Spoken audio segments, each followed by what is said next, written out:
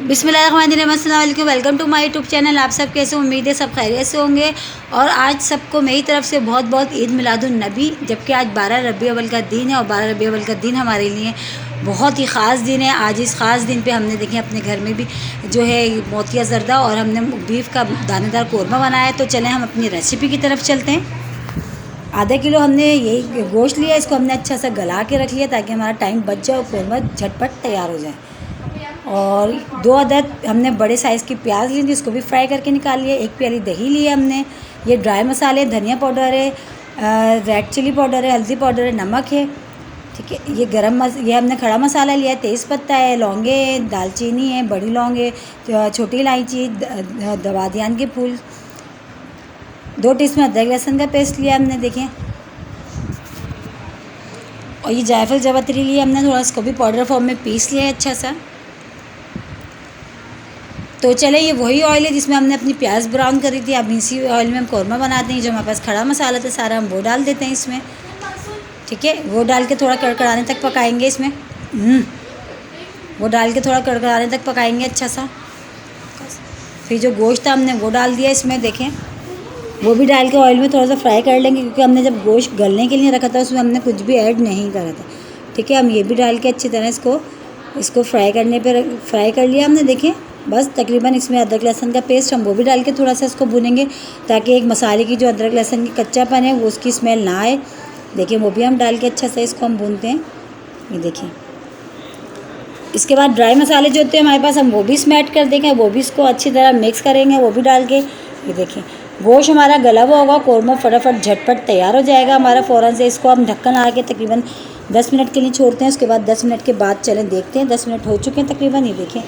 हमारा मसाला और ये गोश्त में अच्छी तरह से हो चुका है, देखें। बहुत ज़बरदस्त लग रहा है। अब इसमें जो हमने दही ली थी 1 प्याली, अच्छा सा वो फेंट के कि कोई लम्स ना रहे, वो भी इसमें हम डालेंगे, मिक्स करेंगे अच्छा सा, देखें। इसको इस तरह मिक्स कर लेंगे, ये देखें। इस तरह हम इसको दही को भी मिक्स कर लेंगे। फिर 10 मिनट के बाद चेक करते हैं हम, देखें। 10 मिनट बाद तकरीबन दही का थोड़ा पानी खुश्क हो गया है। बस हमने तकरीबन हमारा ये कौरमा जो है ये डन है। ये ग्रेवी थी, अब इसमें ये तकरीबन पक चुकी है बहुत अच्छी सी। तो इसमें हमने जो प्याज हमने ब्राउन करी थी, इसको हमने हाथ से मसल के चूरा कर लिए, हम वो ऐड करेंगे इसमें, देखें। वो भी हमने डाल दी, इस तरह मिक्स करेंगे। बस ये देखें, हमारा तकरीबन मिक्स करके बस हम 10 मिनट इसको ढक्कन लग के पकाएंगे। फिर 10 मिनट के बाद हम इसको चेक करते हैं, ठीक है। ये देखें 10 मिनट हो चुके हैं, चेक करते हैं। ज़बरदस्त हमारा कौरमा देखें बिल्कुल डन है। और इस देखें इतना ज़बरदस्त ये दानेदार कौरमा, देखें इतना ज़बरदस्त लग रहा है। और देखें कितनी जल्दी तैयार भी हो गया झटपट। अब इसमें जो हमने जायफल जावित्री का पाउडर लिया था हम वो भी ऐड करते हैं इसमें, वो भी हम डाल देते हैं, देखें। हमने वो भी डाल दिया इसमें, वो भी डाल के अब चमचा चला देंगे। बस ये डाल के हमने इतना ज़्यादा कुक नहीं करना है इसको, बस हम ये मिक्स करके अब 5 मिनट के लिए हम इसको ढक्कन लगा के छोड़ देंगे। बस ज़्यादा हम कुक नहीं करेंगे, बस अच्छा सा इसको मिक्स करा ताकि इसकी जो है खुशबू एक अच्छी सी हमारे कौरमे में आ जाए, ठीक है। अब इसको हम ढक्कन लगा के 5 मिनट के लिए छोड़ देते हैं। तो चलें जब तक अपने जर्दे की तरफ चलते हैं। आधा किलो हमने सेला चावल लिए, आधा किलो चीनी लिए हमने, 1 गिलास दूध लिया है हमने। ये खोपरा हमने इसको भी बारीक बारीक कट कर लिया। किशमिश बादाम लिए हैं हमने, देखें। ये 1 प्याली हमने घी लिए, सब्ज़ी इलायची है, 3-4 लौंगे हैं। और ये फूड कलर है रेड और ग्रीन कलर, ये भी हमने लिया है, ठीक है।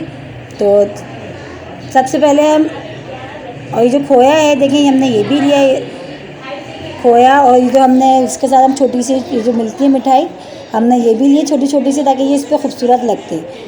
तो देखें पहले सबसे पहले हम अपने चावल जो हमने लिए थे सेला चावल आधा किलो, हम वो बॉईल करते हैं।